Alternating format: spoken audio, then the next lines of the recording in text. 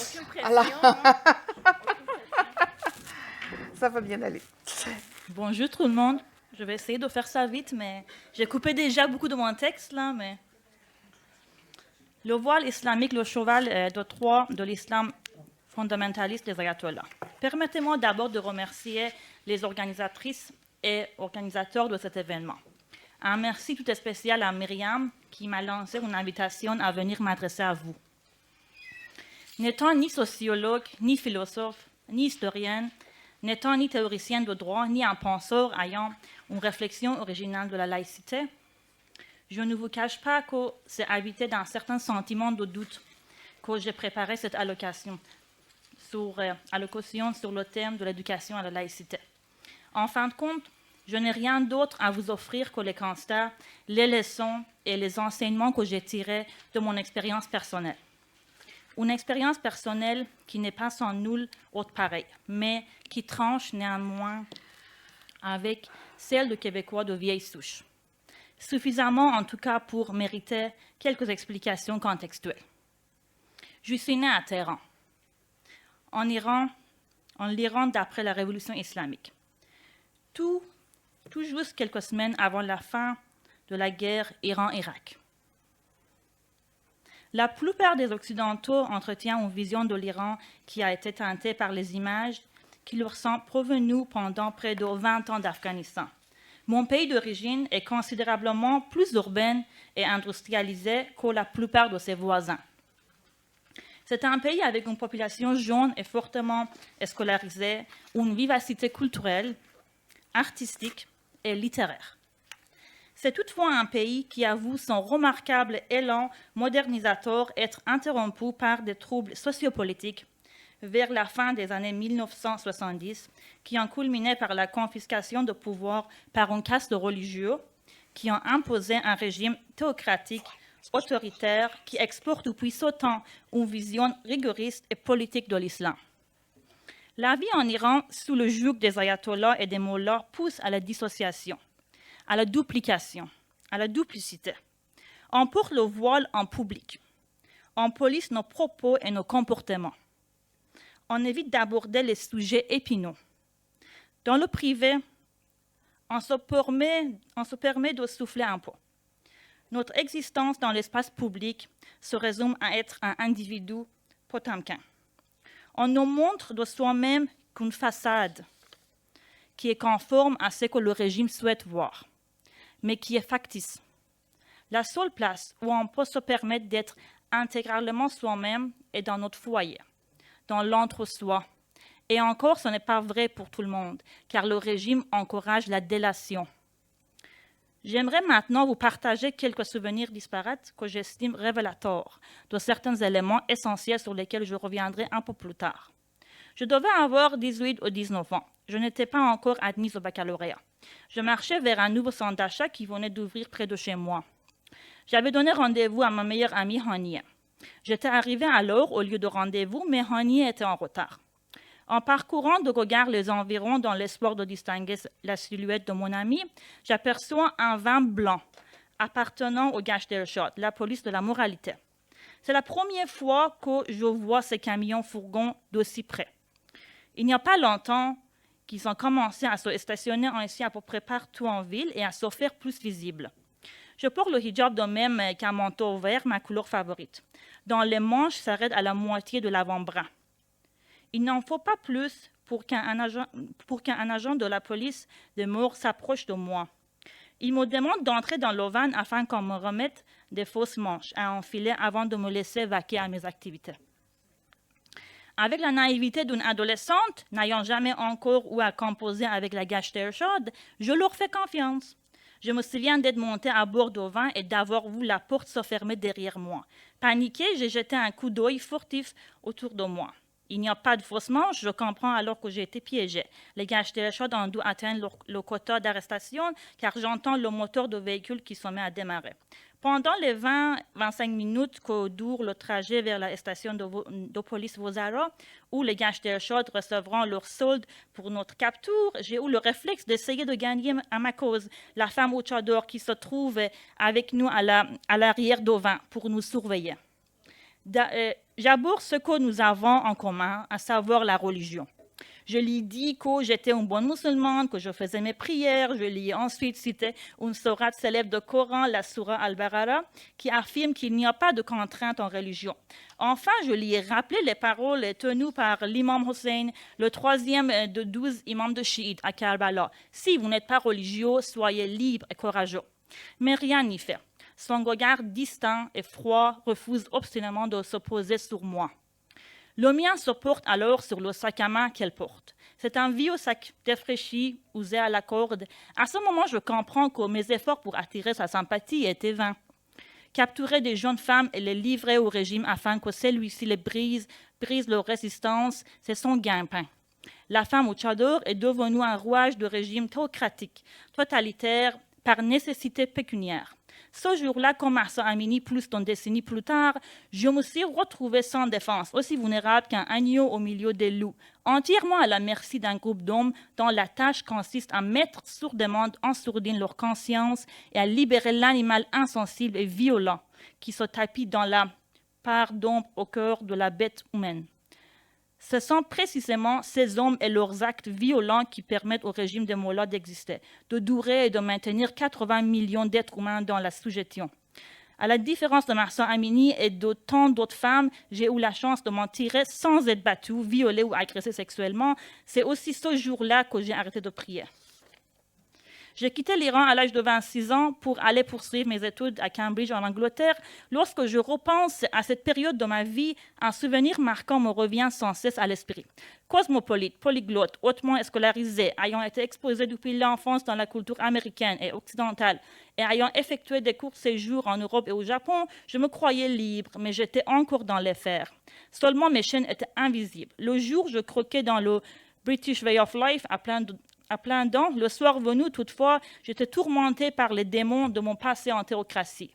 En proie à une sorte de syndrome de stress post-traumatique, je faisais constamment le même cauchemar. Je me voyais parfois entièrement nue, d'autres fois habillée, mais toujours sans hijab, et j'essayais de retrouver mon chemin dans le labyrinthe de vieilles ruelles proches de Englobe Square, atterrant en évitant de me retrouver sur la rue principale parce que celle-ci était parcourue par des agents de la police de la moralité. Certains d'entre vous auront peut-être envie de me rétorquer que les tranches de vie dont je viens de vous faire le récit dépeignent l'existence sous le joug d'un régime totalitaire, rien de plus. Mais ce serait bien mal comprendre la République islamique. Car ce n'est pas seulement le régime qui est totalitaire, c'est tout le système de pensée qui l'emprunte, c'est l'islam politique, un ensemble de murs, de règles et de lois incompatibles avec les valeurs démocratiques et libérales de notre société. C'est l'islam politique donc qui a déployé en terre perse et qui diffuse aux quatre vents avec le voile islamique comme cheval de Troie. L'ayatollah Khomeini a déclaré lors de la fondation de la République islamique de l'Iran, le 1er avril 1979, le premier jour de gouvernement de Dieu. Il a par la suite souvent répété que l'islam englobe tout, que l'islam est tout. On a pris ces paroles pour de la rhétorique creuse, mais il parlait littéralement, il parlait tout aussi sérieusement lorsqu'il affirmait que l'islam est politique ou il n'est rien. Bien entendu, tous les musulmans ne partagent pas cet avis, mais il est clair que l'islam des Mollahs est une religion prosélyte à visée universelle. Grandir et évoluer dans une telle société pervertit l'homme, pervertit l'esprit. Homme, il faut avoir une probité et une force morale incroyable pour ne pas céder au chant des sirènes paternalistes et misogynes des Mollahs. Femme, il faut avoir un courage à toute épreuve et démontrer une résilience et une détermination remarquables pour ne pas se laisser écraser sur cette chape de plomb. Comme je l'ai déjà mentionné au micro de Mme Sophie Durocher, je rêve d'une loi 21 pour l'Iran. Il y en aura pour me rétorquer à quoi bon remplacer l'obligation actuelle de porter le voile par l'obligation de ne pas le porter. C'est au libre choix qu'aspirent les femmes iraniennes et non pas à une nouvelle contrainte venant de se substituer à l'ancienne. Mais c'est bien mal comprendre la laïcité et en général la loi 21 et en particulier. À celles et ceux qui espèrent, la laïcité rime avec la liberté. Elle est synonyme d'émancipation. À celles et ceux qui en jouissent, En revanche, elle peut sembler sans importance, obsolète, voire un frein indésirable au relativisme le plus complet. Confortablement à l'abri sous l'immense parapluie qu'elle confère, la laïcité peut se ressentir comme une contrainte. À l'échelle individuelle, interdire de scier la branche sous laquelle on est assis, ça prend toujours une entrave à la liberté totale. Il suffit pourtant de prendre un peu de perspective pour réaliser que c'est plutôt l'une des conditions nécessaires à l'expression de notre liberté. Revenons-en une ultime fois à Ayatollah Khomeini. De caractère auteur, il a lancé un double défi auquel les intellectuels occidentaux peinent toujours à trouver réponse. Le premier défi découle de son cri de cœur colérique. Qui vous a donné à vous, l'Occident arrogant, le droit de fixer les règles? Comment osez-vous, vous qui êtes des impérialistes avec votre vision de la vérité, bafouer et vous moquer de notre vision de la vérité? Ce point a été relevé à l'époque et continue de connaître des échos jusque dans le wokisme. Ce qui n'avait peut-être été aussi bien compris, c'est la deuxième dimension du défi lancé par Khomeini, soit l'argument humanitaire qui consiste à dire « vous nous avez blessés et offensés avec votre insistance maléfique à nous attirer sur les voies intellectuelles de la laïcité. Vous n'avez pas le droit d'afficher un tel mépris des sensibilités musulmanes. Nous, les libéraux, ne pourrons jamais répondre aux défis posés par Ayatollah Khomeini tant que nous refuseront de regarder la vérité en face. D'une certaine manière, l'idée se développait que libéral rime avec gentil ou que la démocratie favorise la sensibilité, la tolérance, l'estime de soi, ouverture, relativisme. Cette impression est erronée. La vérité, c'est que le libéralisme et la démocratie exigent de la discipline, autant que de la liberté. Ni l'un ni l'autre ne visent à réaliser le paradis sur Terre. Pour paraphraser Winston Churchill, la démocratie est un mauvais système, mais elle est le moins mauvais de tous les systèmes. La laïcité ou nécessité démocratique, s'il en est, exige elle aussi de la discipline. C'est presque fini. Un moment décisif s'annonce. La loi 21, l'un des remparts protégeant notre laïcité, est récemment sortie victorieuse de son plus récent examen devant les tribunaux.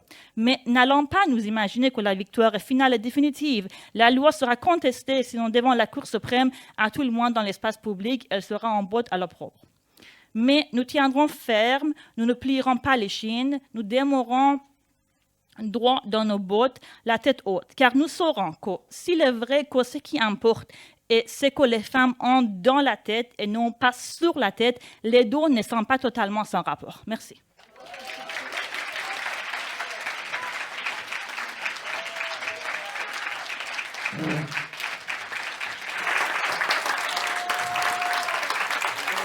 Alors, je vais vous demander de rester à vos places. Nous allons immédiatement enchaîner. Alors, Bahari Rochi, excusez, je sais que je ne prononce pas bien vos noms, et Sana Karimi vont venir rejoindre Fouad Goudarzi pour une prestation artistique ici même. Et je cherche ma canne pour y aller.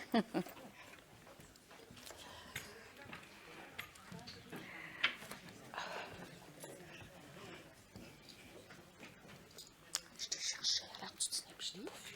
Je t'ai cherché à l'heure du dîner, puis je l'ai pas vu. Qu'est-ce qu'il y avait? Il n'y avait rien. Je le comprends. Il n'y avait rien de facile.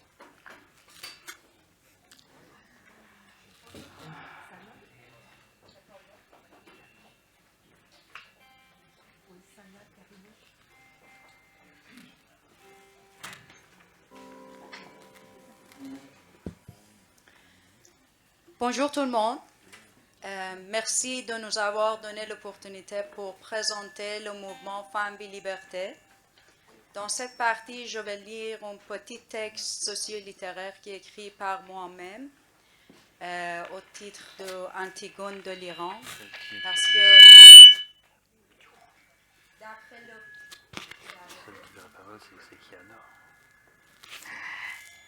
Parce que d'après le philosophe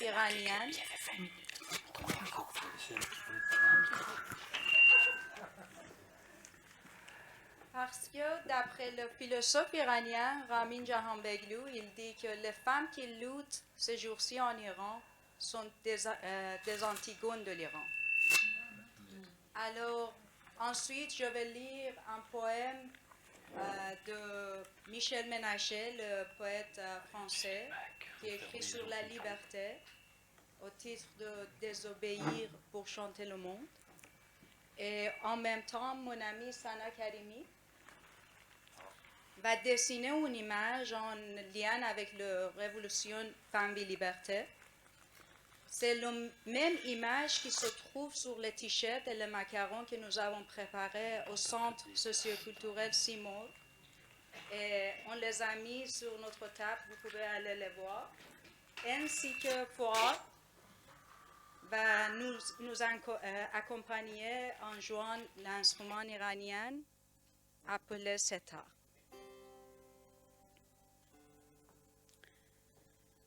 La femme qui crie dans les rues d'Iran pour son droit est Antigone de l'Iran.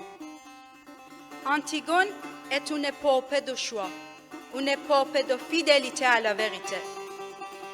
Un engagement qui donne crédibilité à la vérité dans un monde chaotique où ses dirigeants piétinent la loi et étranglent la gorge du peuple au nom de la religion. Une femme indifférente au jeu de pouvoir et de la religion dit non à tout cela, même au prix de sa vie. Antigone n'est pas seulement un mythe grec, c'est notre choix, le choix de l'engagement envers la vérité au cours de notre histoire tourmentée.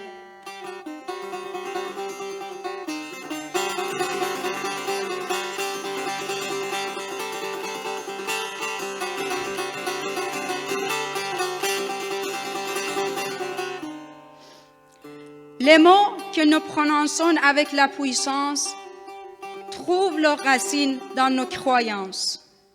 Le slogan « Femme, vie, liberté » n'est pas seulement un slogan simple. C'est la croyance d'une nation que 45 ans de domination religieuse ont réprimé. Et maintenant, les mots passent de main en main pour faire de nos croyances réprimées les leaders de nos luttes.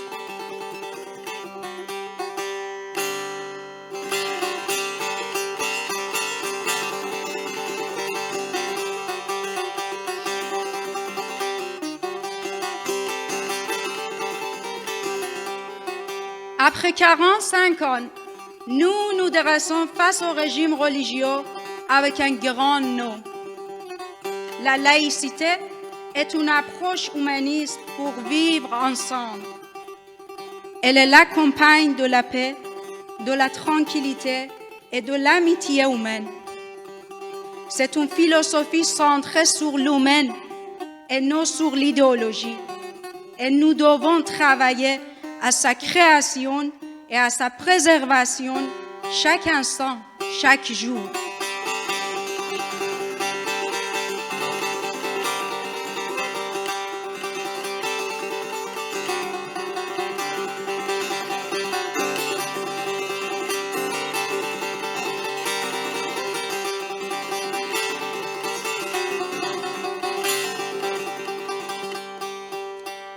Femme, vie, liberté n'étaient pas de simples syllabes, mais des symboles de lutte et de rédemption. Chaque lettre était comme une étoile brillante dans le ciel obscurci par l'oppression théocratique, guidant les âmes égarées vers un avenir où la dignité humaine ne serait pas sacrifiée sur l'autel des dogmes et des dictats.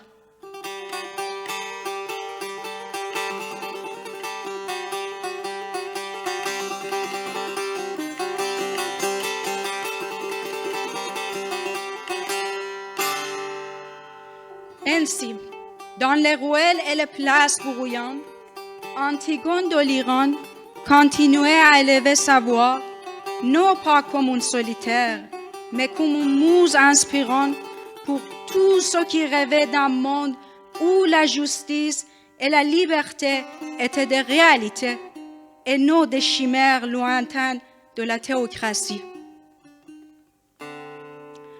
Son histoire était tissée dans le tissu même de la nation, une histoire d'audace et de résilience qui défiait les ténèbres avec la lumière éclatante de la vérité et de la dignité humaine.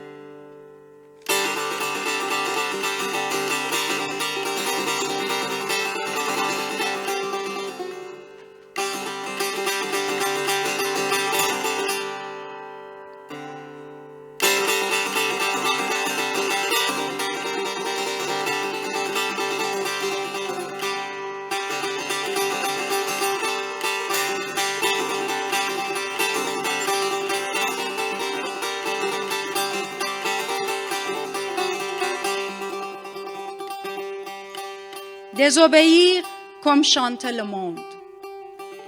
Ils m'ont ouvert le ventre, en sont sortis des oiseaux, 100 oiseaux multicolores qui ont chanté l'amour de vivre.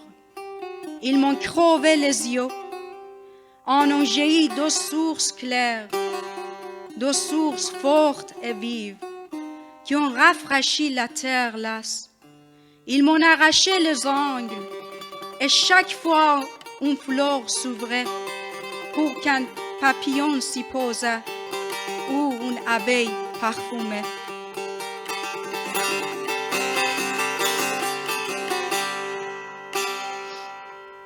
Alors, ils m'ont coupé les bras, mes bras se sont dressés en terre, et ils ont vu deux cerisiers. Les cerises rougissaient vite. Ils ont aussi cherché mon cœur, l'ont piétiné, l'ont saccagé. Ils ont senti qu'ils s'enfonçaient.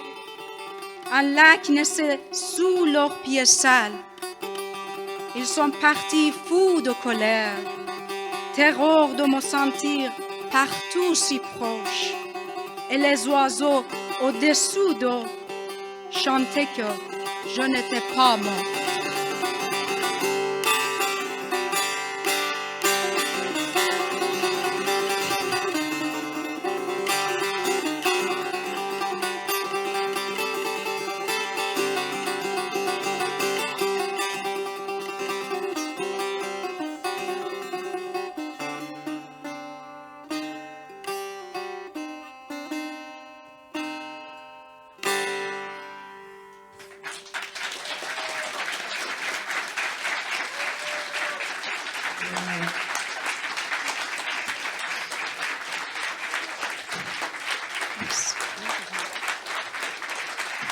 Merci beaucoup.